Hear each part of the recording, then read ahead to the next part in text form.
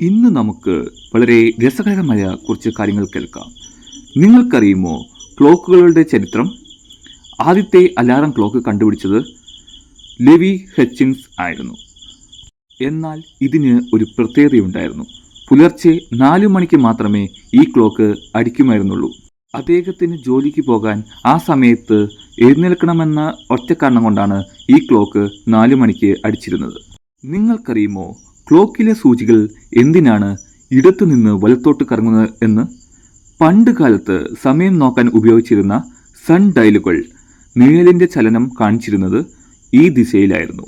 വടക്ക് അർദ്ധഗോളത്തിൽ സൂര്യന്റെ നിഴൽ സഞ്ചരിക്കുന്നത് ഈ രീതിയിലായതുകൊണ്ടാണ് ക്ലോക്കുകളും അതേ രീതിയിൽ പിന്തുടരുന്നത്. അതുപോലെ തന്നെ ലോകത്തിലെ ഏറ്റവും കൃത്യതയുള്ള ക്ലോക്കുകൾ അറ്റോമിക് ക്ലോക്കുകളാണ്.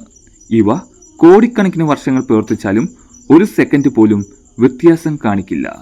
അതുപോലെ തന്നെ ക്ലോക്കുകളിൽ 10 മണി കഴിഞ്ഞ് 10 മിനിറ്റ് എന്ന് സെറ്റ് ചെയ്തിരിക്കുന്നത് കാണാം. 10:10. അതായത് അത് ഒരു മാർക്കറ്റിംഗ് തന്ത്രമാണ്. ഒരു ക്ലോക്ക് വിറ്റുപോകുവാൻ അതൊരു പുഞ്ചിരി തൂക്കിയ പോലെ തോന്നിക്കാൻ വേണ്ടിയാണ് ഈ രീതിയിൽ ഘടന ചെയ്തിരിക്കുന്നത്.